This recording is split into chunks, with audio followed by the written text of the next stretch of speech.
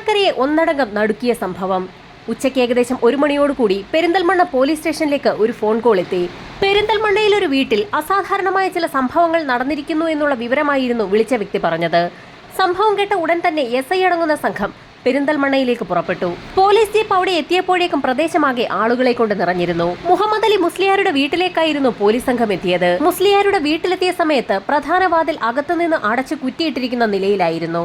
ഈ സമയത്തായിരുന്നു അവിടെ കൂടി നിന്ന ചില ആളുകൾ പോലീസിനോട് ഒരു കാര്യം പറഞ്ഞത്. കൂടി നിന്ന് നാട്ടുകാർ പറഞ്ഞ വിവരത്തിന്റെ അടിസ്ഥാനത്തിൽ പോലീസ് സംഘവും നാട്ടുകാരിൽ ചിലരും കൂടി ആ വീടിന്റെ പിൻഭാഗത്തേക്ക് പോവുകയും അടുക്കള വാതിലിൽ കൂടി വീടിനുള്ളിലേക്ക് പ്രവേശിക്കുകയും ചെയ്തു. നടുക്കുന്ന ഒരു കാഴ്ചയായിരുന്നു വീടിനുള്ളിൽ കണ്ടത്. മുഹമ്മദ് അലി മുസ്ലിയാരുടെ ഭാര്യ വീടിനുള്ളിൽ രക്തത്തിൽ കുളിച്ച് തറയിൽ കിടക്കുന്നു. ആ സ്ത്രീയുടെ കഴുത്ത് അറുക്കപ്പെട്ട നിലയിലായിരുന്നു. ഒറ്റ നോട്ടം മാത്രമേ പലർക്കും നോക്കാൻ കഴിഞ്ഞുള്ളൂ. SI ആ വീടിനകമൊക്കെ ഒന്ന് നിരീക്ഷിച്ചു. അവിടെ പിടിവലി നടന്നതിന്റെ യാതൊരു ലക്ഷണങ്ങളും ഉണ്ടായിരുന്നില്ല. എന്നാൽ അടുക്കള ഭാഗത്തുള്ള ഗ്രില്ലിന്റെ വശങ്ങളിൽ രക്തം പറ്റിപ്പിടിച്ചതിന്റെ പാടുകൾ ഉണ്ടായിരുന്നു. SI വിവരമറിയിച്ചതിനെ തുടർന്ന് ഉന്നത ഉദ്യോഗസ്ഥരും ഫോറൻസിക് സംഘവും സംഭവസ്ഥലത്തേക്ക് എത്തി. പ്രദേശത്ത് കൂടി നിന്ന ആളുകളെയൊക്കെ വിശദമായി തന്നെ പോലീസ് സംഘം ചോദ്യം ചെയ്തു. ചോദ്യം ചെയ്യലിൽ നിന്നും ആ സ്ത്രീയുടെ മൃതദേഹം ആദ്യം കണ്ടത് അവരുടെ മകനാണെന്ന് പോലീസിന് വ്യക്തമായി. ആ വീടിന്റെ ഒരു ഭാഗത്ത് കരഞ്ഞു തളർന്നിരിക്കുന്ന ഒരാൺകുട്ടിയെയാണ് പോലീസ് കണ്ടത്. അവനെ ആശ്വസിപ്പിച്ചുകൊണ്ട് വിശദമായി തന്നെ പോലീസ് സംഘം വിവരങ്ങളൊക്കെ ചോദിച്ചറിഞ്ഞു. സ്കൂളിൽ നിന്നും ഉച്ച സമയത്തായിരുന്നു മകൻ വീട്ടിലേക്ക് എത്തിയത്. എത്ര ബെല്ലടിച്ചു നോക്കിയിട്ടും വാതിൽ തുറക്കാത്ത സാഹചര്യത്തിൽ ഉമ്മയെ അന്വേഷിച്ച് ആ മകൻ വീടിന് പിൻവശത്തേക്ക് എത്തി. ചാരിയിട്ടിരിക്കുന്ന ഗ്രില്ല് തുറന്ന് അകത്തേക്ക് കയറി പ്രധാന ഹാളിലെത്തിയ സമയത്തായിരുന്നു നടുക്കുന്ന ആ കാഴ്ച ആഷിഖ് എന്ന മകൻ കണ്ടത്. ആ കാഴ്ച കണ്ട് അമ്പരന്ന് പോയ ആഷിഖ് ഉടൻ തന്നെ അലറി വിളിച്ചുകൊണ്ട് പുറത്തേക്കിറങ്ങി ഓടുകയും നാട്ടുകാരെയൊക്കെ വിവരമറിയിക്കുകയും ചെയ്തു. ഇത്രയും ആഷിഖ് പറഞ്ഞു നിർത്തിയപ്പോൾ SIയുടെ കണ്ണിൽ ഒരു കാഴ്ചപ്പെട്ടു. ആഷിഖിന്റെ കയ്യിലൂടെ രക്തം ഒലിച്ചിറങ്ങുന്നു. ആ രക്തം സമീപത്തുണ്ടായിരുന്ന ഗ്രില്ലിൽ നിന്നും പറ്റിപ്പിടിച്ചതാകാമെന്ന് SI വിലയിരുത്തി. ആഷിഖിന്റെ ഉമ്മയെ കൊലപ്പെടുത്തിയ ശേഷം കൊലയാളി ആ ഗ്രില്ലിൽ മാത്രമാണ് സ്പർശിച്ചിട്ടുള്ളത്. അപ്പോഴും ഗ്രില്ലിലൂടെ രക്തം വാർന്നൊഴുകുന്നുണ്ടായിരുന്നു. ആഷിഖിന്റെ അമ്മ കൊല ചെയ്യപ്പെട്ടിട്ട് അധിക സമയമായിട്ടില്ല എന്ന് അതിൽ നിന്നും വ്യക്തമായി. പോലീസ് സംഘം വിശദമായി നാട്ടുകാരെ ചോദ്യം ചെയ്യുന്നതിനിടയിലായിരുന്നു ഒരു സ്ത്രീ നിർണായകമായ ഒരു വിവരം പോലീസിനോട് പറയുന്നത്. സമയം ഏകദേശം 11:45 അടുത്ത സമയത്ത് ആ സ്ത്രീ കൊല്ലപ്പെട്ട മറിയത്തിനെ കണ്ടിരുന്നു. അവർ തമ്മിൽ അല്പനേരം സംസാരിക്കുകയും ചെയ്തിട്ടുണ്ട്. 11:45 12:30 ഇടയിലുള്ള സമയത്താണ് മറിയം കൊല്ലപ്പെട്ടതെന്ന് പോലീസ് അതിൽ നിന്നും വിലയിരുത്തി. മറിയത്തിന്റെ ഭർത്താവും വീട്ടുടമസ്ഥനുമായ മുഹമ്മദ് അലി മുസ്ലിയാർ മതപരമായ ചില ചടങ്ങുകളിൽ പങ്കെടുക്കുന്നതിനായി 2 ദിവസം മുൻപ് തന്നെ ആ വീട്ടിൽ നിന്നും പോയതാണ്. ആ സ്ത്രീ വീട്ടിൽ തനിച്ചേ ഉണ്ടാവുകയുള്ളൂ എന്ന് അറിയുന്ന ഏതോ വ്യക്തി നടത്തിയ കൊലപാതകമാണിതെന്ന് പോലീസ് നിഗമനത്തിലെത്തി. ഇൻക്വസ്റ്റ് നടപടികൾ പൂർത്തിയാക്കിയ ശേഷം മൃതദേഹം പോസ്റ്റ്മോർട്ടത്തിനായി ഗവൺമെന്റ് ഹോസ്പിറ്റലിലേക്ക് ഷിഫ്റ്റ് ചെയ്തു. നടപടികൾ പൂർത്തിയാക്കിയ ശേഷം പോലീസ് സംഘം ആ വീട്ടിലും പരിസരത്തുമൊക്കെ വിശദമായ ഒരു അന്വേഷണം തന്നെ നടത്തി. ആ വീടിനുള്ളിലെ അലമാരകളോ മേശവലിപ്പുകളോ ഒന്നും തന്നെ തുറന്നിടാത്ത സാഹചര്യത്തിൽ എന്തായിരുന്നിരിക്കാം കൊലപാതകയുടെ മോട്ടീവ് എന്ന കാര്യത്തിൽ പോലീസിനാകെ സംശയമായി. മറിയത്തെക്കുറിച്ച് അവിടെ കൂടി നിന്ന നാട്ടുകാരോടൊക്കെ ഒന്ന് തിരക്കാൻ തന്നെ പോലീസ് തീരുമാനിച്ചു. നാട്ടുകാരെ ചോദ്യം ചെയ്യുന്നതിനിടയിൽ ഒരു സ്ത്രീ പ്രധാനപ്പെട്ട ഒരു വിവരം പോലീസിനോട് പറഞ്ഞു. മറിയം എപ്പോഴും കഴുത്തിൽ ഒരു ഭംഗിയുള്ള നെക്ലേസ് ധരിക്കാറുണ്ട്. നെക്ലേസിനെ കുറിച്ച് ആ സ്ത്രീ വിശദമായി പറഞ്ഞുകൊണ്ടിരിക്കുന്നതിനിടയിൽ തന്നെ SI മറിയത്തിന്റെ മൃതദേഹം അവിടെ നിന്ന് ഷിഫ്റ്റ് ചെയ്യുന്നതിന് തൊട്ടു മുൻപെടുത്ത ഫോട്ടോസൊക്കെ വിശദമായി തന്നെ ഒന്ന് നോക്കി. ആ ഫോട്ടോയിലൊന്നും തന്നെ അങ്ങനെ ഒരു നെക്ലേസ് കാണാനുണ്ടായിരുന്നില്ല.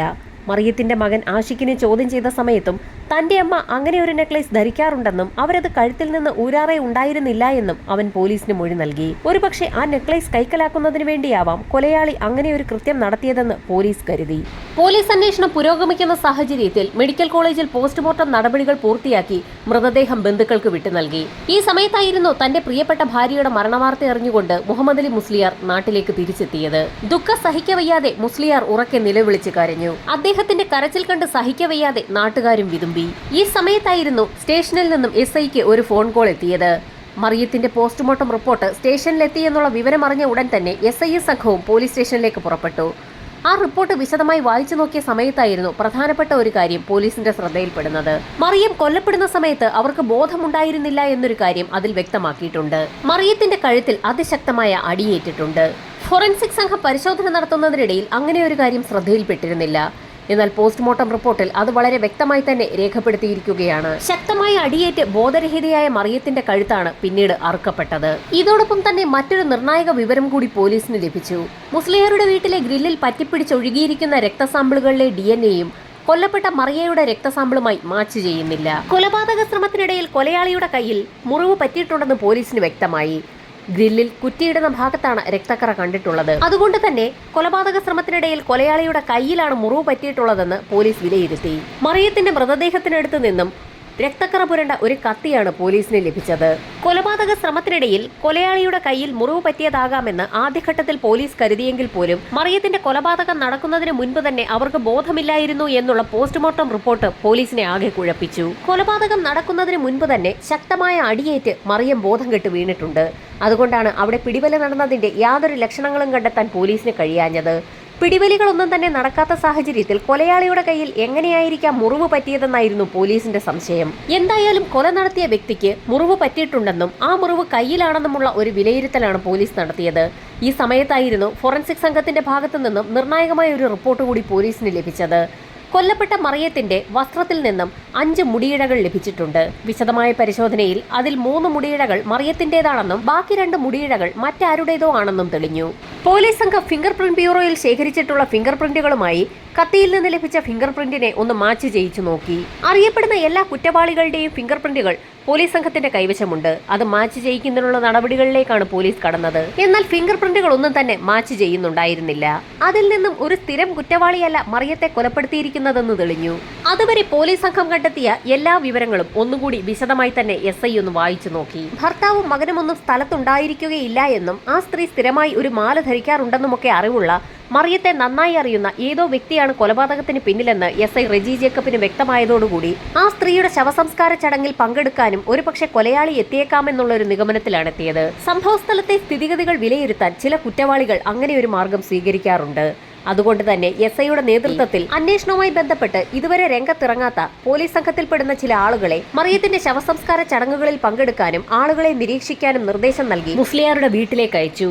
SIയുടെ നിർദ്ദേശപ്രകാരം പത്രപ്രവർത്തകരുടെ വേഷത്തിലാണ് 12ഓളം വരുന്ന പോലീസ് സംഘം സംഭവസ്ഥലത്തെത്തിയത്. അവർക്കൊരു പ്രത്യേക നിർദ്ദേശമാണ് SI നൽകിയിരുന്നത്. അവിടെ കൂടി നിൽക്കുന്ന ആളുകളെയൊക്കെ പത്രപ്രവർത്തകരെന്ന രീതിയിൽ പരിചയപ്പെടുകയും വിവരങ്ങൾ ചോദിച്ച് മനസ്സിലാക്കുകയും ചെയ്യണം. വിവരശേഖരണം നടത്തിയ ശേഷം വിവരങ്ങൾ കൈമാറിയതിന് നന്ദി സൂചകമായി അവർക്കൊക്കെ ഷെയ്ക്ക് ഹാൻഡും നൽകണം. അങ്ങനെ ഷെയ്ക്ക് ഹാൻഡ് നൽകുന്ന കൂട്ടത്തിൽ കയ്യിൽ മുറിവ് പറ്റിയ വ്യക്തിയെ അതിവേഗം തിരിച്ചറിയാനാകും. മുറിവ് പറ്റിയ ഒരു വ്യക്തി ആ കൂട്ടത്തിലുണ്ടെങ്കിൽ ഷെയ്ക്ക് ഹാൻഡ് നൽകുന്നതിനിടയിൽ അയാൾ വേഗം കൈ പിൻവലിക്കാൻ സാധ്യതയുണ്ട്. അങ്ങനെ അയാളെ അതിവേഗം കണ്ടെത്താൻ കഴിയുമെന്നായിരുന്നു SIയുടെ നിർദ്ദേശം. അറിയപ്പെടുന്ന ഒരു കുടുംബത്തിലെ സ്ത്രീയാണ് കൊല്ലപ്പെട്ടിരിക്കുന്നത്. അതുകൊണ്ട് തന്നെ യഥാർത്ഥ പത്രക്കാരും പോലീസ് സംഘവും ഒക്കെ സംഭവസ്ഥലത്തുണ്ടായിരുന്നു. അവർക്കിടയിലേക്ക് പത്രക്കാരുടെ ID കാർഡ് ധരിച്ച് SI റെജി ജേക്കബിന്റെ നേതൃത്വത്തിലുള്ള വേഷം മാറിയ പോലീസ് സംഘവും സംഭവസ്ഥലത്തെത്തി. തങ്ങൾ പത്രത്തിൽ നിന്നാണെന്ന് പറഞ്ഞുകൊണ്ട് ആളുകളോട് അതിവേഗം വിവരങ്ങൾ ചോദിച്ച് മനസ്സിലാക്കി തുടങ്ങി. അവർ പറയുന്ന വിവരങ്ങളൊക്കെ വേഷം മാറിയ പോലീസുകാർ തങ്ങളുടെ കൈവശമുള്ള ഫോണുകളിൽ റെക്കോർഡ് ചെയ്യുകയും ചെയ്തു. ശേഷം അതിവേഗം ഷെയ്ക്ക് ഹാൻഡ് നൽകി ഓരോരുത്തരെയായി പറഞ്ഞു വിടുകയും ചെയ്തു. ഈ സമയത്ത് ചടങ്ങുകൾ പൂർത്തിയാക്കി മൃതദേഹം പള്ളിയിലേക്ക് കൊണ്ടുപോയി. വേഷം മാറിയ പോലീസുകാർ അവർ കളക്ട് ചെയ്ത വിവരങ്ങളും ഓഡിയോ ക്ലിപ്പുകളും ഒക്കെ SIക്ക് കൈമാറി. ഷെയ്ക്ക് ഹാൻഡ് കൊടുത്തപ്പോൾ അതിവേഗം കൈ പിൻവലിച്ച 10ഓളം വരുന്ന ആളുകളുടെ ലിസ്റ്റും പോലീസിന്റെ കൈവശമുണ്ടായിരുന്നു. തൊട്ടടുത്ത ദിവസം തന്നെ ആ ആളുകളെയെല്ലാം പോലീസ് സ്റ്റേഷനിലേക്ക് വിളിച്ചു വരുത്തുകയും റെക്കോർഡ് ചെയ്ത കാര്യങ്ങളൊക്കെ അവരെ തന്നെ കേൾപ്പിച്ചു കൊടുക്കുകയും ചെയ്തു. അവർ തങ്ങൾക്കറിയാവുന്ന കൂടുതൽ കാര്യങ്ങൾ പോലീസിനോട് പറഞ്ഞു. ഇതേസമയം മറ്റുള്ള പോലീസുകാർ ആ വ്യക്തികളുടെ കൈകളിൽ എന്തെങ്കിലും മുറിവ് പറ്റിയിട്ടുണ്ടോ എന്നുള്ള കാര്യം വിശദമായി നിരീക്ഷിക്കുകയായിരുന്നു. 6ഓളം പേരെ ചോദ്യം ചെയ്തതിനിടയിൽ പ്രത്യേകിച്ച് അസ്വാഭാവികമായി പോലീസിനൊന്നും തോന്നിയില്ല. അപ്പോഴായിരുന്നു 7ാമത് ഒരു ചെറുപ്പക്കാരൻ കടന്നു വന്നത്. ജാഫർ എന്നു പേരുള്ള ആ ചെറുപ്പക്കാരന്റെ കയ്യിൽ ഒരു മുറിവുണ്ടായിരുന്നു. കൂടി നിന്ന പോലീസുകാർ അയാളെ പ്രത്യേകം നോട്ട് ചെയ്തു. എങ്ങനെയാണ് അത്തരത്തിലൊരു മുറിവ് സംഭവിച്ചതെന്ന് SI ജാഫറിനോട് ചോദിച്ചു. 2 ദിവസങ്ങൾക്ക് മുൻപ് കരിങ്കല്ലത്തത്താണിയിലേക്ക് പോകാൻ ബസ്സിൽ കയറിയ സമയത്ത് ബസ്സിന്റെ ഡോറിനിടയിൽപ്പെട്ടാണ് തന്റെ കൈ മുറിഞ്ഞതെന്ന് ജാഫർ പോലീസിന് മൊഴി നൽകി.